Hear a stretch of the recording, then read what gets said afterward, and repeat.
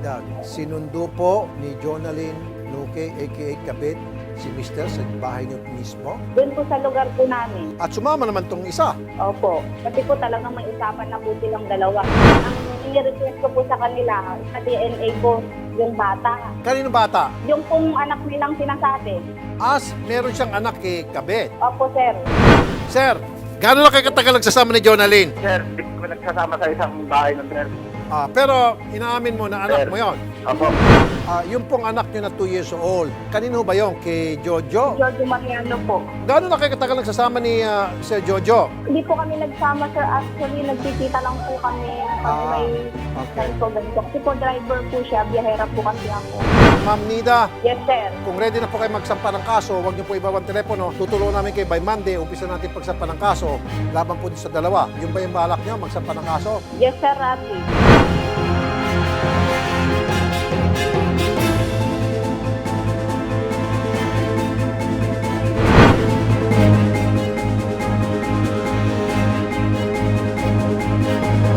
Paano ba nag-start yung relasyon nila? Ang sabi po ng mga kamag-anak niya, nung mga binata't dalaga pa nga lang po sila, ano na po sila, mag-boyfriend, girlfriend na po sila. Ito po kasing babae ata, siya po ata yung unang nagloko sa kanilang dalawa, kaya po sila nagkahiwalay. Nauna pong nag-asawa, bigla pong nabuntis nga po ata sa una niyang anak. Kaya po naghiwalay sila ng asawa ko. Nung kami na nga po nagkakilala ng asawa ko, wala na po siya sa buhay ng asawa ko. Pero may mga naging ano po siya, naging girlfriend din po, alam ko po yun, na talagang babaero din po siya. Simula pa lang po nung magkakilala kami. Di nung mag-asawa na nga po kami, maganda po yung pagsasama namin. Nung dito, doon pa lang po siya sa amin nagtatrabaho. Malapit lang po sa amin, kasama lang po namin siya. Masaya po kami. Naisipan niya pong pumunta ng Manila. Hindi ko po akalain na kaya po pala niya binalak na pumunta ng Manila kasi po nagkakaroon po pala sila ng komunikasyon uli ng babaeng yon. Nitong ex-girlfriend niya na si Jonalyn. Opo.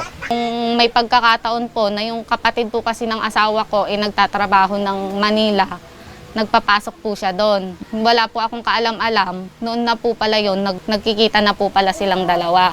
Na tuwing day off po pala niya, nagkikita sila. Matagal po bago niya sinabi sa akin yun. Mag-iisang taon na po siguro bago niya sinabi sa akin na ganon po Bali siya. may anak na po kayo ng time na yon? Opo, ano na po, 3 na po. Tapos buntis po ako dun sa pang-apat ko. So nung umamin siya, anong nangyari? Yun lang po, nagkikita lang po sila dun noon. May nangyari lang po sa kanila. Yun lang po ang alam ko.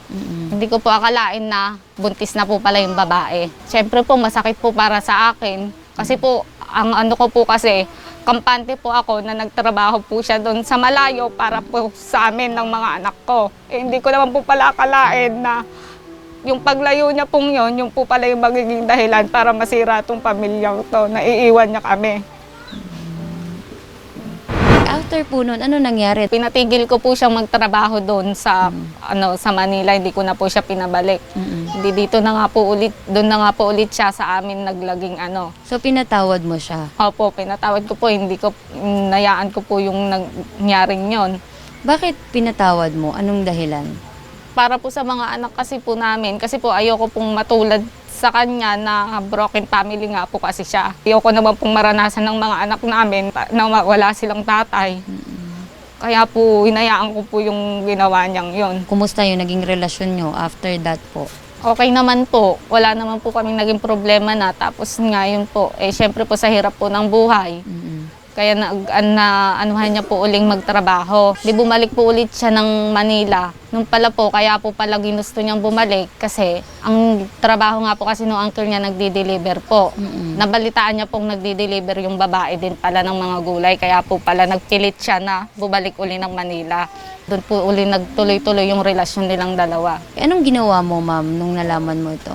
Ano po, itinext ko nga po yung amo ng asawa ko noon na alam niyo po ba kung ano ginagawa ng asawa ko dyan? Sabi ko pong ganon. Nakaka-uwi-uwi po pala siya. Samantalang sa amin na pamilya niya, hindi. Sabi ko po. Nagpapakakampante ako na wala kang ginagawa. Sabi ko, baka mamaya-maya pag uwi mo dito, makikita ko nandyan na naman. Meron na naman kayong ano niyang babae. Sabi ko po. Tapos, tamang duda ka na naman. Kanya pong ganyan. Tamang duda, di bali sana kung hindi ko naaanuhan na wala talaga, sabi ko po. Kaya po yung kapag umuwi siya, doon ko po nakikita na may combo po silang dalawa. Kaya wala naman po akong magawa at syempre siya nga po ang nagtatrabaho sa amin. Ako po, taga-alaga lang ng mga anak niya. Sa tingin mo, kumbaga may pagmamahal na ba siya doon kasi ex-girlfriend niya ito, 'di ba? Meron pa po man kasi ikaw. akong naano sa ante niya, nagka-chatan po silang dalawa. Sabi po, alam niyo naman po ante na talaga noon pa man. Si etat na po talaga, eka po niya doon. So itong babae talaga ang gusto niya noon pa man, parang ganon. Marami po siyang sinasabi na kayso ganito, na pinikot ko lang daw po siya, ganon, ganyan. Anong nararamdaman mo, ma'am, pag sinasabi niya yun? Siyempre po, masakit po para sa akin. Ba't ko po siya pipikutin kung una pa lang po alam ko naman po na talagang babaero na siya. Hindi ko naman po ipipilit yung anak ko kung talagang hindi po sa kanya. So yung pong nangyari na pinasundo siya, pinagrab siya nung kabit niya para lang masundo dito sa lugar niyo, yun na po yung huling pag-uusap niyo? Opo, yun po. Tapos po yun na lang po nung pong nag-ere na po kami sa may yun po, nagte-text po siya na ganito, magaling ka. Sabi niya, sige, tuloy mo, sabi niya. Tinatawagan ko din siya, hindi na rin po siya sumasagot sa amin para sana makapag-usap kayo sa barangay or dito sa bahay niyo.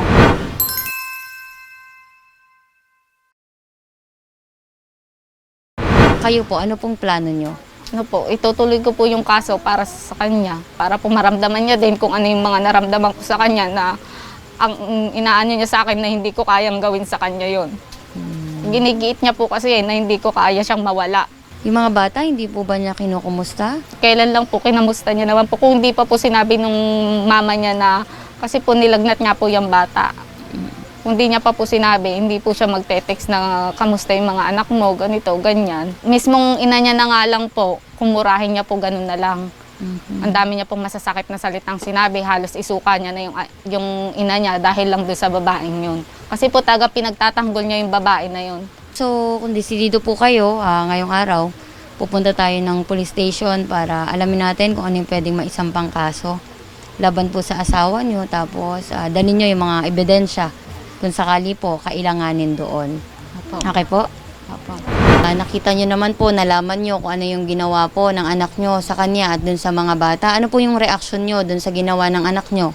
Yung manugang ko, talagang nirapok po nila kami doon sa bahay ng hipag ko dati. Ininsulto, minura-mura, gustong saktan, susunggaban nila. Gusto pong saktan talaga kung ano pong sinabi na kaya ka pala pinagpalit ng asawa mo, yung pangit-pangit mo, negra ka. Pinagmumura po siya.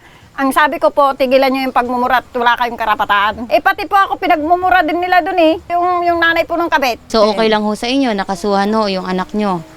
Siya po ang masusunod dyan, kung ako lang po, wala po akong magagawa. Pwede ba namin makausap si Sir Jojo? Kasama mo ba ngayon? Hindi po siya dito nakatira, nandun po siya sa Gimba, kay papa niya. Pero nagkikita pa ho kayo. Hindi po. Alam niyo naman po na kasama po kayo sa magiging kaso, ano? Opo. Isa pa, may anak po kayo, so isa po yan sa pinakamatibay na ebidensya na talagang may relasyon ho kayo ni Sir Jojo. Hindi naman po as in, relasyon ka lang naman po yun. Nagkikita lang naman po ganun. Hindi pa ba yung relasyon yun? Ilang taon kayong nagsasama sa Manila, ilang taon kayong nagkikita, ilang araw, ilang buwan. Samantalang sa amin, di siya umuuwi. Ilang taon kaming naghihintay sa kanya. Ang dinadahilan, di siya makauwi kasi wala siyang kapalit na driver. Ilang taon kayo nagkikita doon? Samantalang sa amin, isang araw, 2 araw. Kayo may savings para dyan sa anak nyo? Sa amin. Samantalang kayo pang nagpaplato para sa mga anak ko. Imbis na ako ang kaplano niya para sa mga anak namin. Ikaw pang magpaplano para sa mga anak namin? Ma'am Jonaline, ganito na lang ha. Iparating niyo ho kay Sir Jojo na ngayon araw, magsasampa ho ng kaso yung kanyang asawa laban ho sa inyong dalawa.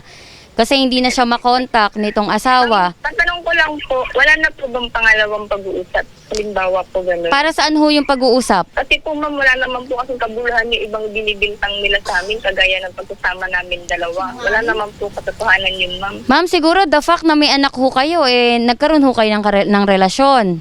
Opo. So na rin nagsabi na nagkikita kayo sa Manila, di ba? Sa tuwing babiyahe ka, araw-araw kang bumabiyahe. Di malamang, araw-araw kayo nagkikita.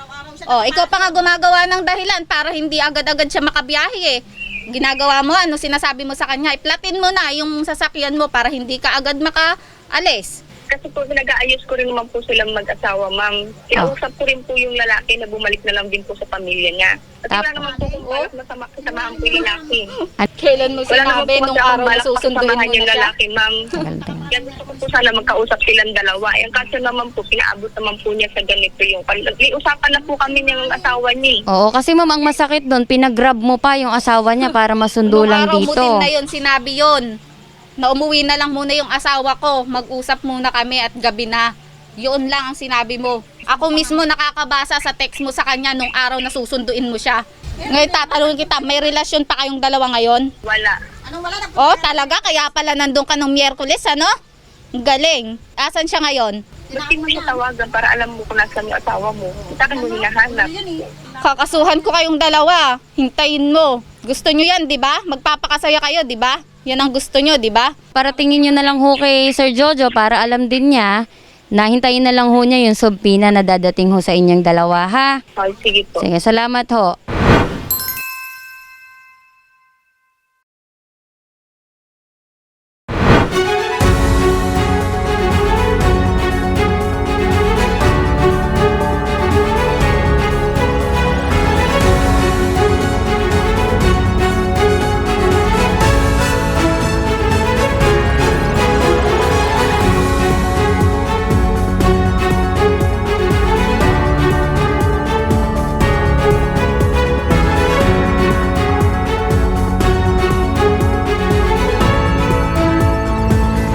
Sir Rapis, maraming salamat po sa tulong na ibinigay niyo sa akin. Nakapag-file na po ako ng kaso dito sa pulisya ng San Jose para po sa kaso ng aking asawa at sa kapit niyang si Jonalyn Nuque. Maraming salamat po. Sana po tuloy-tuloy niyo akong matulungan para po sa hustisyang ninanais ko para sa amin ng mga anak ko. Maraming salamat po.